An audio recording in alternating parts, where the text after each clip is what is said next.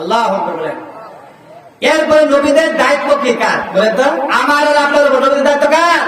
নবী কি আর আসবে? আর আসবে? আর আসবে না। নবীদের দায়িত্ব আল্লাহ পাক বলেন, হে রাসূল আপনি আপনার উম্মতদেরকে বলিয়া দিন, নবীদেরকে এভাবে তারা হত্যা করেছিল, আপনাকে উহুদের ময়দানে যে রক্তাক্ত করছে এই বেঈমানগুলি কিয়ামত পর্যন্ত থাকবে।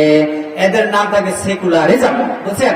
ধর্মহীনতা, সমাজতন্ত্র, তার ক্যাপিটালিজম, তারপরে সোশ্যালিজম, এই সমস্ত তাদের মতবাদ। জাতীয়তাবাদ, সমাজবাদ, পুঁজিবাদ, তারপর ধর্ম নিরপেক্ষবাদ, এলাকার মতবাদ বলেন তো? শয়তানের মতবাদ। এইদেরকে যারা ভোট দিচ্ছেন জানেন তো? তোবা পড়ার সময় আছে, এটা আস্তে আস্তে নাম বলা আলোচনা সেটা বলবো আমি ইনশাআল্লাহ। এরপর আল্লাহ পাক বলছে এখানে আমার হুকুমাত, ইসলামী হুকুমাত যারা প্রতিষ্ঠিত করতে চায় তাদেরকে হত্যা করেছে, ঠিক না? আমি দেখছি আমার ভাই আল্লামা দেওয়ার হোসেন সাইদি সাহেবকে ওরা হসপিটালে নিয়ে হত্যা করলো, ঠিক আছে বলেন? হত্যা করলো না? মীর কাসেম ভাই আমার ভাই মন্ত্রী ছিল, দুইজন মন্ত্রী ছিল, মতিউর রহমান নিজামী ছিল না? দুইজন মন্ত্রী, তাদের 4 হাতের মধ্যে বাংলাদেশের ইতিহাসে কেউ বলতে পারবে না জামায়াত ইসলামের মন্ত্রীরা 1 পয়সা স্বজন প্রীতি তারা লুটে করে খাইছে, বলতে পারবে? মাইক্রোস্কোপ যন্ত্র দিয়ে, সিসি ক্যামেরা দিয়ে খুঁজে বেড়েছে হাসিনা সরকার, পাইছে? পায় নাই। এটা হচ্ছে আদর্শিক একটি সংগঠন বাংলাদেশ জামায়াত ইসলামী।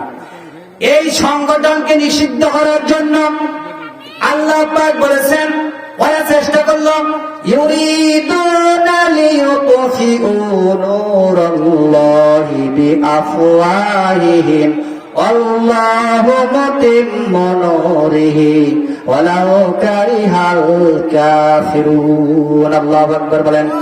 এই আয়াত কারিমা নাযিল হয়েছে নবী করিম সাল্লাল্লাহু আলাইহি ওয়াসাল্লামের 3য় হিজরির পরে, উহুদের যুদ্ধের পরে 5-6 দিন চলাকালীন ওরা বলেছিল যে 70 জন সাহাবী শহীদ করে ফেলেছি, মুহাম্মদ সাল্লাল্লাহু আলাইহি ওয়াসাল্লাম এখন খতমের পথে। নাউযুবিল্লাহি মিন যালিক। আল্লাহ পাক শুনে এদের নবী তুমি বলে দাও ইউরিদুনা লিইউতফিউ নূরাল্লাহি বিআফওয়াহিহিম ওয়াল্লাহু মুতিম্মু নূরিহি ওয়ালাউ কারিহাল কাফিরুন। আল্লাহ পাক বলেন ওরা চায় মুখের ফু দিয়ে, কথা বুঝছেন? ওরা চায় মুখের ফু দিয়ে আমার ইসলামের সংগঠনটাকে নিষিদ্ধ করে দিতে। আল্লাহ পাক বলেন আল্লাহু মুতিম্মু নূরিহি, ওরা যতই চেষ্টা করুক না কেন আল্লাহ পাক বলেন আমার সংগঠনকে, আমার নূরকে তার থেকে ধীর গতিতে তেজস্বী দিয়ে আমি আরো তেজস্বী করে চালাই। বুজুর্গণ সুবহানাল্লাহ। ওরা যত জলুক আর করুক, ওরা বলছিল, ওরা ঠিকভাবে বুঝছে যে আমরা যদি এদেরকে খতম না করতে পারি, ভারতের কথায় আলেমদেরকে যদি হত্যা না করতে পারি, আগামীর বাংলাদেশ হবে কোরআনুল কারীমের, ঠিক না? ওরা বলছে না এই বিষয়টা? আমি আর আপনি না বুঝতে, ওরা ঠিকই বুঝেছি।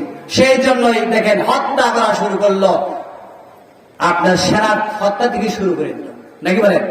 আল্লাহ পাক বলেন, দেখেন আল্লাহ পাকের কত সুন্দর একটি চমৎকার কথা। আচ্ছা, আগুনের ভিতরে যদি লোকেরা ফু দেয় সবাই মিলে, আপনারা যদি সবাই মিলে ফু দেন, আগুন জ্বলবে না নিবে? জ্বলবে না নিবে? ওই সময় ওরা ফু দিয়েছিল, আমাদের সংখ্যা বেশি ছিল না, এখন কয়েক গুণ আল্লাহ পাক বাংলাদেশ জামায়াত ইসলামী করে দিয়েছেন। আলহামদুলিল্লাহ বলেন। আগামী বাংলাদেশ হবে কোরআনের বাংলাদেশ, ঠিক আছে ভাই? আল্লাহ পাক বলেন যতই ওদের মনের ভিতরে জ্বালা যন্ত্রণা হোক না কেন আমার নূরকে পূর্ণতা পাওয়ার দিয়ে দান করবে। যেরকম সুবহানাল্লাহ। আমার আল্লাহ রাব্বুল আলামিন বলেন ওরা সংগঠনকে নিষিদ্ধ করে করতে থাকছে। বলেন ভাই, ভাই ওরা কি শুধু আমাদের উপরে অত্যাচার করছে? ভাই আমাদের উপরে দেখেন, বাংলাদেশ জামাত ইসলামী সংগঠনের উপরে শুধু অত্যাচার করে থামে রাখে। দেখেন আলেমদেরকে বয়ান হত্যা করেছে। আমার কথা তো বলতে হবে, হুজুর একটু সময় দিয়ে। আপনি এই মির্জাবাড়ি ইউনিয়নের চেয়ারম্যান ছিলেন,